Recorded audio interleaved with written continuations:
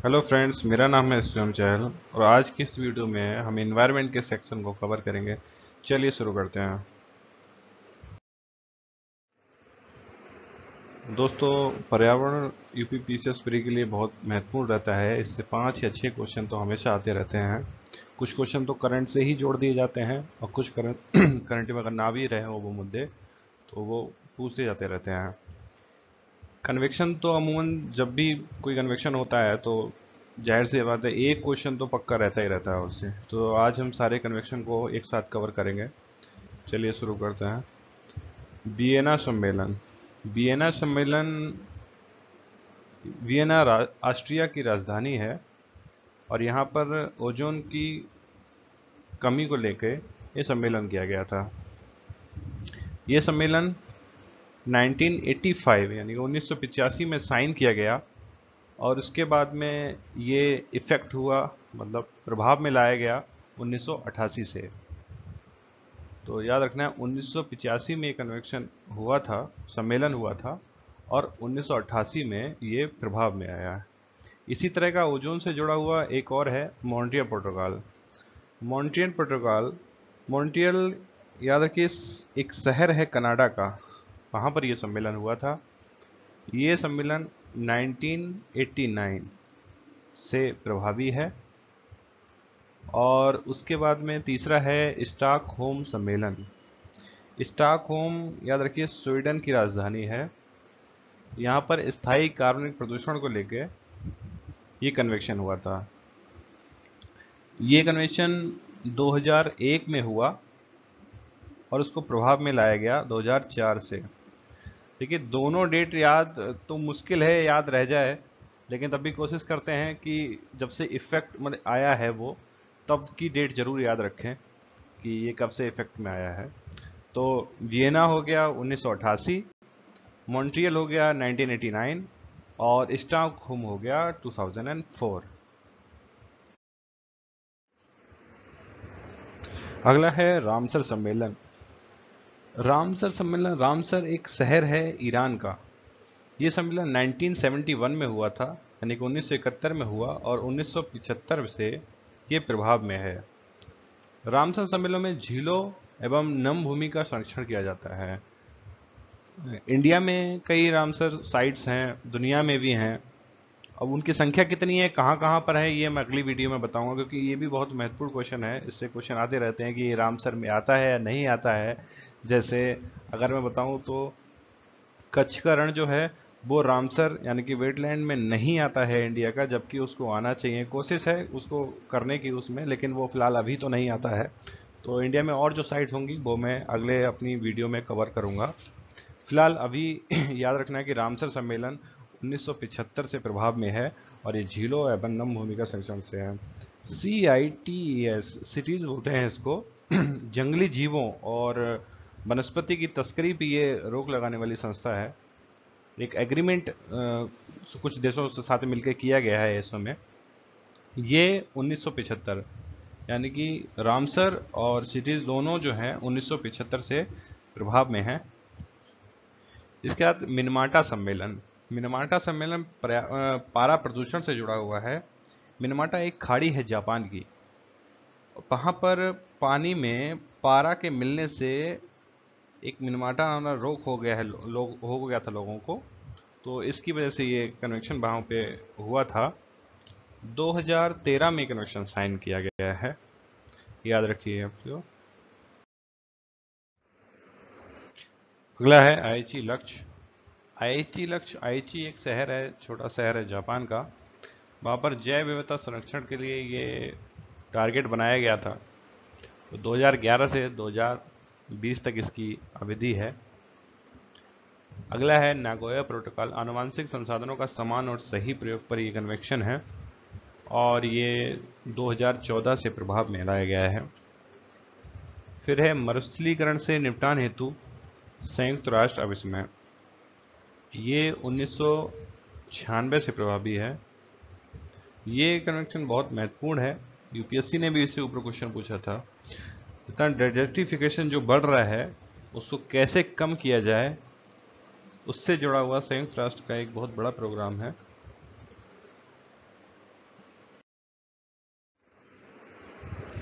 अगला है Rotterdam convention. अंतर्राष्ट्रीय व्यापार में कुछ खतरनाक रसायनों और कीटनाशकों के लिए ये कन्वेंशन सभी देशों ने मिलकर आपस में ये किया है कि जो खतरनाक रसायन है और कीटनाशक हैं वो उनका आदान प्रदान मतलब एक अवैध तरीके से व्यापार ना किया जाए जिससे किसी प्रकार की हानि हो। ये कन्वेंशन 2004 में हुआ था, मतलब 2004 से प्रभावी है, ये डेट याद रखना। बासेल सम्मेलन, बासेल एक शहर है स्विट्जरलैंड का। अब यहाँ कन्फ्यूजन नहीं है कि बासेल और बेशल इसमें डिफरेंस है, उन दोनों को साथ नहीं जोड़ना है। बासेल सम्मेलन खतरनाक कचरे और उसके निपटान के नियंत्रण से है और ये 1992 से प्रभाव में है। ये स्विट्जरलैंड में इसका सम्मेलन हुआ था और जो वहाँ की सारी आसपास की, स्वीडन हो गया, फिनलैंड हो गया, स्विट्जरलैंड हो गया, यूरोप की और कंट्री हो गए, तो उन्होंने कहा था कि जो विकसित देश हैं जो जिसमें इंडस्ट्री बहुत ज़्यादा है और वो लोग अब प्रदूषण को बढ़ा रहे हैं, पहले भी बढ़ रहा था प्रदूषण, अभी भी लगातार बढ़ रहा है। तब उन्होंने कहा था कि प्रदूषण जो बढ़ता है क्योंकि अब हवा तो चलती रहती हैं, तो एक देश ने प्रदूषण किया तो वो दूसरे देश की बाउंड्री में चला गया। और जो यूरोप हो गया, यूरोप में एक प्रॉब्लम है वहाँ पर एसिड रेन की, वहाँ पर अम्ल वर्षा बहुत ज़्यादा होती है क्योंकि हवाएं उस साइड को चल के इकट्ठी हो जाती हैं और वहाँ पर अब ये तो कंफर्म नहीं है कि जो यहाँ पर प्रदूषण हो रहा है वो इसी देश को इफेक्ट करेगा, वो दूसरे देश को भी इफेक्ट कर सकता है। तो उससे जुड़ा हुआ ये बासेल सम्मेलन है और ये 1992 से प्रभाव में लाया गया है। कार्टाजेना प्रोटोकॉल जैव सुरक्षा से संबंधित है और ये 2000 में साइन किया गया, इफेक्ट में लाया गया है 2003 से। कार्टाजेना बहुत महत्वपूर्ण है, इसको आप ध्यान रखिए। अगला है क्योटो प्रोटोकॉल। इस संधि के तहत औद्योगिक देश ग्रीन हाउस समूह की गैसों से होने वाले प्रदूषण को खत्म करने के लिए प्रतिबद्ध हैं। 11 दिसंबर 1997 को ये प्रोटोकॉल सम्मेलन हुआ था और इफेक्ट में 2005 से ये लाया गया है। क्योटो जापान का एक शहर है। अगला है पेरिस सम्मेलन। पेरिस संधि पर शुरुआत में 177 देशों ने हस्ताक्षर किए। ऐसा पहली बार हुआ जब किसी अंतर्राष्ट्रीय समझौते के लिए पहले ही दिन इतनी बड़ी संख्या में सदस्यों ने सहमति व्यक्त की। इस तरह का समझौता 1997 का क्योटो प्रोटोकॉल है जिसकी वैधता 2020 तक बढ़ाने के लिए 2012 में इसमें संशोधन किया, लेकिन व्यापक सहमति के अभाव में ये संशोधन अभी लागू नहीं हो पाया है। 22 अप्रैल 2016 को साइन किया गया था। ये डेट इतनी महत्वपूर्ण नहीं है। एक डेट जो मैं बता रहा हूँ ये प्रभाव से कब है, 4 नवंबर 2016, याद रख लीजिए 4 नवंबर 2016 से ये प्रभाव में आ चुका है। और ये क्वेश्चन बन सकता है कि पेरिस समझौता जो हुआ था वो जलवायु परिवर्तन पर, वो कब से लागू हुआ है। तो याद रखना 4 नवंबर 2016 से ये लागू हुआ है। अगला है डरबन सम्मेलन। डरबन सम्मेलन, डरबन शहर है साउथ अफ्रीका का। ये कोप 17 यहाँ पर हुआ था 2011 में।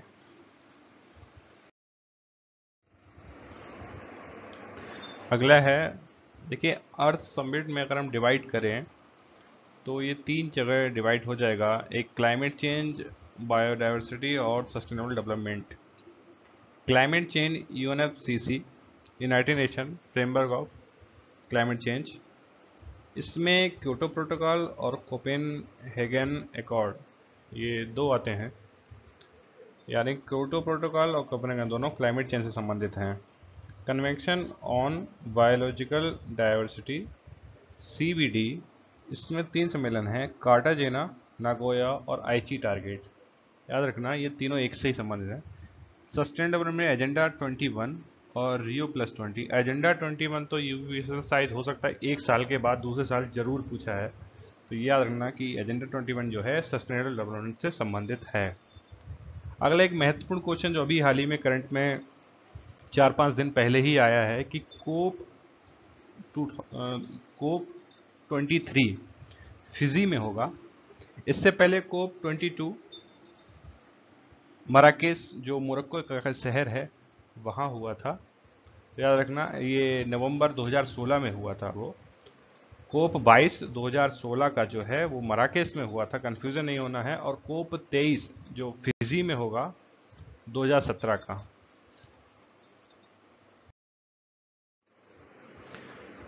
President Trump prepares to withdraw from climate change agreement and Paris agreement. ये भाई साहब जब से यूएस के प्रेसिडेंट बने हैं इन्होंने शायद सीधे मुंह एक भी फोटो खिंचाया हो।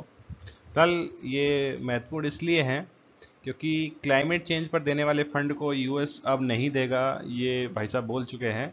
और पेरिस एग्रीमेंट को तो विड्रॉ कर दिया है। मतलब ओबामा द्वारा चलाए गए क्लाइमेट चेंज के लिए जो अच्छी खासी फंडिंग यूएस कर रहा था, अब ये फंडिंग नहीं होगी। और पेरिस एग्रीमेंट के इस यूएस के पेरिस एग्रीमेंट के पीछे हटने से ये उस एग्रीमेंट को बहुत बड़ा लॉस होने वाला है। एक वजह ही कि क्योटो प्रोटोकॉल के बाद पेरिस समझौता एक दूसरा समझौता जहां 177 देशों ने एक साथ उस कन्वेंशन पर साइन कर दिए थे, लेकिन यूएस ने जिस तरह से अपने आप को बैकअप किया है, अब जरूर ये जो समझौता था वो मुश्किल में पड़ चुका है। दोस्तों, आज का वीडियो आपको कैसा लगा कमेंट सेक्शन में कमेंट करिए और बताइए। अगर कोई इसमें कमी है तो मैं कुछ ऐड करूंगा इसमें। Thank you.